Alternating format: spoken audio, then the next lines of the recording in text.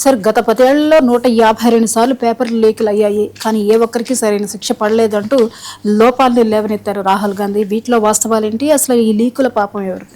Yes అండి, ఇప్పుడు రాహుల్ గాంధీ గారు గత 10 సంవత్సరాల్లో 152 పేపర్ లీకులు. భారత మోడీ పాలన అంటేనే పేపర్ లీకులు కాబట్టి దీని మీద చర్చ జరగాలి, పార్లమెంటులో చర్చ జరగాలి. ప్రధాని ధర్మేంద్ర ప్రధాన్ కాదు, అమిత్ షా ప్రధానమంత్రి కూడా రిజైన్ చేయాలి. దీని బాధ్యత వహిస్తూ నిరుద్యోగుల ఇంకా ఏడిపించారనుకుంటూ ఇప్పుడు రాహుల్ గాంధీ గారు పెద్ద భయంకరమైన ఒక ఉద్యమాన్ని, సిజేపీ పార్టీ మించిన ఉద్యమాన్ని అయినప్పుడు మనం తీసుకురావడం మనం చూస్తున్నాం. అదొకటి మనకు ప్రధానమంత్రి నివాసం దగ్గర. తర్వాత యాక్చువల్గా పరిస్థితి ఎలా ఉందంటే 2014, 2024 ఆల్మోస్ట్ మోడీ గారు అధికారంలోకి వచ్చాక 89 పరీక్షలు ఏది లీకేజ్ అవ్వడం జరిగింది. అందులో సెంట్రల్లో 17 స్టేట్ గవర్నమెంట్కి సంబంధించి దీనివల్ల 6.5 కోట్ల మంది విద్యార్థులు విపత్కర పరిస్థితిని ఎదుర్కొన్నారు. ఇదొకటి. నేషనల్ టెస్టింగ్ ఏజెన్సీ గత 3 సార్లు ఈ యొక్క నీట్ పరీక్షను పెట్టడంలో విఫలమైంది. రాధాకృష్ణన్ కమిటీ, పార్లమెంటరీ స్థాయి సంఘం రిఫార్మ్స్, ఈ రికమెండేషన్ ఉండగా కూడా వాటిని ఇంప్లిమెంట్ చేయలేదు.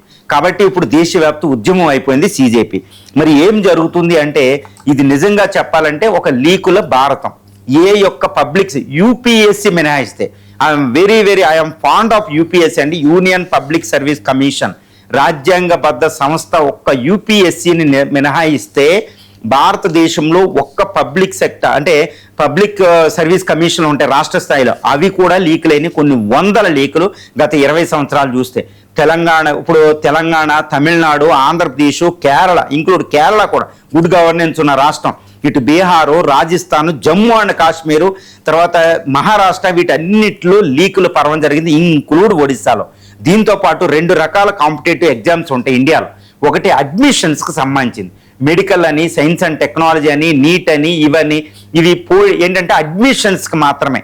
రెండోది ఏంటంటే ఉద్యోగాల కోసం ఇంకో పరీక్షలు ఉంటాయి. ఈ 2 పరీక్షలు కూడా ఇక్కడ భయంకరంగా ఉంటుంది. ఇండియా అంటేనే కాంపిటేటివ్, ఇండియా అంటేనే యూత్, విపరీతమైన పోటీ వాతావరణం ఉంది. కాబట్టి ఈ లీకులకి ఏంటి కారణాలు మనం చూడాలి. ఎవరిది వైఫల్యం అంటే ఇక్కడ ఒకటండి, లీకుల కారణాలు ఏమైనా, దాని దుష్ఫలితాలు ఏవైనా దానికి బాధ్యత వహించాల్సింది ప్రభుత్వాలే.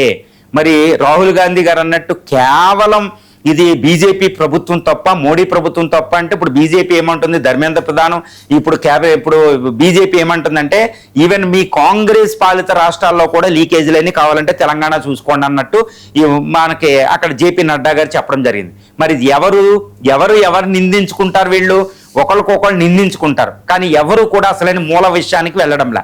ఇక్కడ కాంగ్రెస్ వైఫల్యం ఉంది, బీజేపీ వైఫల్యం ఉంది, అన్ని పార్టీల వైఫల్యం ఉంది, ఇంక్లూడ్ కేరళ కమ్యూనిస్టుల వైఫల్యం కూడా ఉంది. అంటే ఏంటి, లీకేజ్ అనేది ఒక ఆర్గనైజ్డ్గా జరుగుతుంది. ఇది మరి ఎవరు అంటే కారణాల్లోకి మనం వెళ్ళాలంటే ఏంటంటే హ్యూజ్ కాంపిటీషను, ఇండియా విపరీతమైన పోటీ. ఈ పోటీ వాతావరణం వల్ల వీళ్ళకు ఒక అద్భుతమైన అవకాశం వచ్చేస్తుంది. ఈ ఎగ్జామ్స్ పెట్టడానికి ఒక సిస్టమ్ లేదు, రెండో కారణం. ఇక మూడో కారణం అంటే విపరీతమైన కరెక్షన్. ఈవెన్ పేపర్ తయారు చేసే ప్రొఫెసర్స్ నుంచి, పబ్లిష్ చేసే పేపర్ నుంచి, ఎగ్జామినేషన్ సెంటర్ నుంచి, ప్రతి వాళ్ళు మార్కులు వేసే వాళ్ళ నుంచి, అవుట్సోర్స్ అందరూ కూడా కరప్షన్లో ఇన్వాల్వ్ అయిన వాళ్ళే.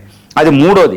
ఇక 4 కరప్షన్ ఉందనుకోండి, కరప్షన్లో దొరికితే పనిష్మెంట్ అనే భయం లేదు. ఎందుకంటే పనిష్మెంట్ అనే భయం లేకుండా పోయింది. ఎందుకంటే ఇన్ని లీకేజ్లు అవుతే భయంకరమైన 45 లీకేజ్ 2022, 25లో 45 లీకేజీలకు సంబంధించిన కేసులు పెడితే కేవలం 2కి సంబంధించిన 2 కేసుల్లోనే శిక్షార్హాలు అయినాయంటే ఎంతమంది తప్పించుకుంటున్నారో చూడండి. కాబట్టి పనిష్మెంట్ అనే భయం లేదు లీకేజ్ వాళ్ళకి. తర్వాత ఎన్నో లూప్ హోల్స్, అదొకటి. తర్వాత టెక్నాలజీ, భయంకరమైన టెక్నాలజీ అనమాట చేయడానికి. చెన్నైలో ఒక ఐఏఎస్ ఇన్స్టిట్యూట్ అధినేత ఏకంగా మనకి బ్లూటూత్ పెట్టి ఐపీఎస్ని చేశారు ఒకళ్ళని. చూడండి, విపరీతంగా ఉంటుంది. అలాంటి కేసులు కూడా మనకు ఉంటాయి. No fear of punishment. తర్వాత నెక్సెస్ అండి, రాజకీయ నాయకుల నుండి, ఎగ్జామ్ పెట్టే నుంచి, కోచింగ్ ఇన్స్టిట్యూట్ల నుంచి, ఇటు అన్ని వ్యవస్థల యందు అక్రమ సంబంధాలు నెక్సెస్ అంటారు. వీటిని బద్దలు కొట్టడం ఎవరి తరం కూడా కాదు, అంతటి దారుణంగా ఉంది. తర్వాత ఆర్గనైజ్డ్ గ్యాంగ్స్, ఈ యొక్క అందరినీ కలిపే ఒక ఆర్గనైజ్డ్ గ్యాంగ్. ఈ గ్యాంగ్లను ఆపడం, పనిష్మెంట్ ఎక్కడెక్కడ ఉన్నారో కూడా ఎవరికి తెలియదు. తర్వాత పబ్లిక్ ఎగ్జామినేషన్, ఈవెన్ ఎలా ఉంటుందంటే మనకి ఈ యొక్క చట్టాలు కూడా లోపాలు కూడిన చట్టాలు ఉంటుంది. ఎందుకంటే public exam prevention of the unfair means act అనేది ఎన్నో లోపాలు. ఇప్పుడు నీట్లీ ఎగ్జామ్ వాళ్ళని అరెస్ట్ చేయడానికి ఎంత టైం పట్టింది, ఫాస్ట్ ట్రాక్ కోర్టులు లేవు, వాళ్ళ పనిష్మెంట్ ఏమీ లేదు. ఇప్పుడే ప్రైమ్ మినిస్టర్ ఆధ్వర్యంలో జరిగిన వాళ్ళకి పనిష్మెంట్ లేదు, కేవలం వాళ్ళు నాన్ బెయిలబుల్ వారెంట్తో లోపల ఉన్నారు అంతే. వాళ్ళకి పనిష్మెంట్ అనే భయం లేదు, వాళ్ళు మళ్ళీ వచ్చేస్తారు వాళ్ళు. అలాంటితోటి ఇవన్నీ కారణాలు ఉన్నాయి. మరి ఈ కారణాల వల్ల దుష్ఫలితాలు ఏంటండి? 6.5 కోట్ల మంది ప్రజల విక్టిమ్స్ గత 10 సంవత్సరాల్లో. 6.5 కోట్ల మంది ప్రజలు అని అనకూడదండి, వాళ్ళు చిన్ని పిల్లలు. ఒక స్కూలు విద్యార్థుల నుంచి intermediate, degree, under graduate, medical exam, PG వరకే. అంటే వీళ్ళు ఎవరండి? జెన్జీ, జెన్ ఆల్ఫా. వాళ్ళకి ఏంటంటే ప్రధానమైన దుష్ఫలితం ఏంటంటే ఈ వ్యవస్థ యందు నమ్మకం పోతుంది. చూడండి, ఈ నీట్ ఎగ్జామే తీసుకుంటే ఎంతో కష్టపడిన 23 లక్షల మంది విద్యార్థులు ఆ కష్టాన్ని అంచనా వేయడం ఎవరికైనా కుదురుద్దండి? ఆ కష్టపడిన తర్వాత నీ ఎగ్జామ్ లీకేజ్ అయిందంటే వాళ్ళకి నమ్మకం ఉంటుంది ఆ వ్యవస్థ యందు. ఆ వ్యవస్థ యందు నమ్మకం పోతుంది. ఇది అతిపెద్ద దుష్ఫలితం. మన ప్రజాస్వామ్య వ్యవస్థ, ఈ వ్యవస్థ యందు నమ్మకం పోతుంది, న్యాయ వ్యవస్థ యందు నమ్మకం పోతుంది. అరే ఓహో ఇలాగా అవినీతిలో ఉంటేనే మనం ఈ సమాజంలో బతకగలమని ఒక మెసేజ్ ఇస్తున్నాం. అందుకని అవినీతి పరులు ఎక్కువైపోతున్నారు.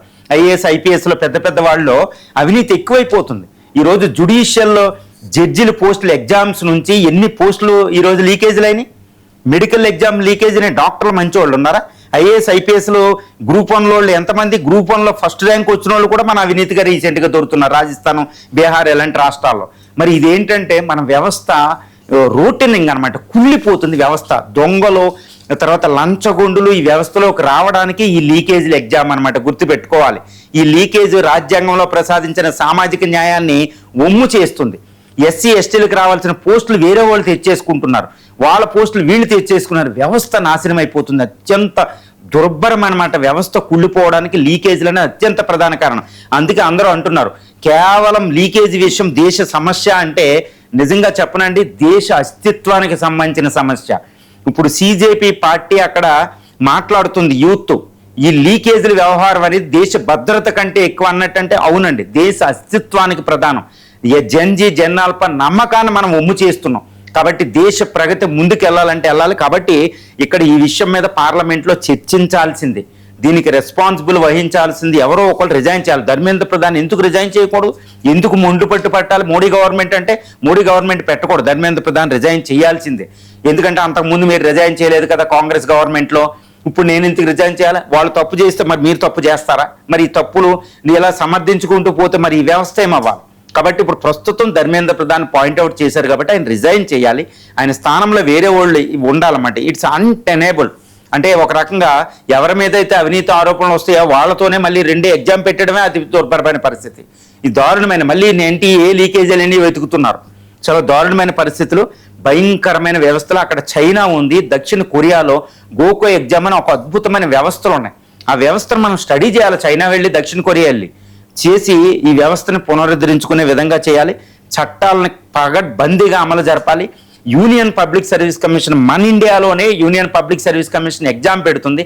80 సంవత్సరాలుగా ఒక్క ఎగ్జామ్ కూడా లీకేజ్ అవ్వలేదు ఐఏఎస్ ఎగ్జామ్లో.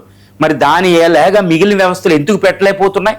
రాజ్యాంగం భద్రత కాబట్టి అది కుదిరిందంటే మిగిలిన పబ్లిక్ సర్వీస్ కమిషన్ కూడా పెట్టలేకపోతున్నాయి. తెలంగాణలో ఒక గ్రూప్ 1 జరిగితే గ్రూప్ 1 మీద ఎన్నో కేసులు. ఈ ఎగ్జామ్ జరిగిన ఎగ్జామ్ యందు నమ్మకం లేకుండా ఉన్నారు స్టూడెంట్లు. సో లీకేజీల భారతం అనేది భారత అస్తిత్వాన్ని ప్రశ్నిస్తుంది. ఎందుకంటే భారత అస్తిత్వానికి, భవిష్యత్ భారతానికి పునాదైన జెన్జీ, జెన్ ఆల్ఫాలో ప్రజాస్వామ్య యందు, న్యాయ వ్యవస్థ యందు, ఈ వ్యవస్థ యందు నమ్మకాన్ని, అపనమ్మకాన్ని కలిగిస్తుంది, నమ్మకాన్ని తగ్గిస్తుంది. కాబట్టి లీకేజీల పేపర్ల మీద భయంకరమైన చర్చ జరగాలి. ఒక అద్భుతం జరుగుతుంది. కాబట్టి సిజేపీ జంతర్ మంతర్ ఉద్యమాన్ని మనం తక్కువ అంచనా వేయకూడదు. ఇది ఒక అసంతృప్తి తెగ. మొత్తం వ్యవస్థలో ఉన్న లోపాలను వాళ్ళు ఎత్తి చూపుతున్నారు, వాళ్ళని కన్విన్స్ చేయాలి. ఆ పిల్లలు ఈరోజు మాట్లాడుతున్నారంటే తల్లిదండ్రులు, వ్యవస్థలు, పోలీస్ వ్యవస్థ, రాజ్యాంగ వ్యవస్థ, న్యాయ వ్యవస్థ, ప్రధానమంత్రి, ప్రభుత్వాలన్నీ పిల్లల కింద ట్రీట్ చేసి వాళ్ళని జోకొట్టి భవిష్యత్తు యందు నమ్మకాన్ని కలిగించాలి.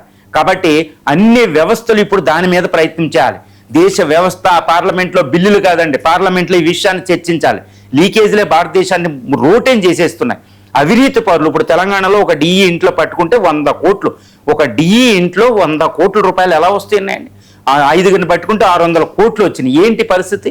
గ్రూప్ 1 ఫస్ట్ ర్యాంక్ వచ్చిన ఆయన వెంటనే సంవత్సరం తిరగకుండా అవినీతి కేసుకి ఎందుకు దొరకాలి? ఒక పెద్ద జాయింట్ కమిషన్లు, ఐటీలో, ఐఏఎస్లు కూడా ఒక సిబిఐకి ఇలాంటి వాళ్ళకి ఎందుకు దొరకాలి? ఇలాంటి దారుణమైన వ్యవస్థ ఉంది. ఈరోజు పెద్ద పెద్ద డిఎస్పీలు ఎస్పీలు వచ్చి వాళ్ళకి అవగాహన లేకుండా వాళ్లే చట్టాన్ని భ్రష్టు పట్టిస్తున్నారు. మరి వీళ్ళు ఎలా వచ్చారు సిస్టంలో కంటే బికాస్ ఆఫ్ లీకేజ్లు. ఈ సిస్టమ్నే కుళ్ళు పట్టిస్తున్నారు. కాబట్టి లీకేజ్ వ్యవహారం అనేది దేశ భద్రత, సావరెంటీ, దేశ సమగ్రత, సార్వభౌమత్వాలకి, దేశ రక్షణకి, భవిష్యత్తు నమ్మకానికి సంబంధించిన ఒక పెద్ద విషయం. కాబట్టి దీని మీద చర్చ జరగాల్సిందే సిజేపీ డిమాండ్ చేస్తున్నట్టు.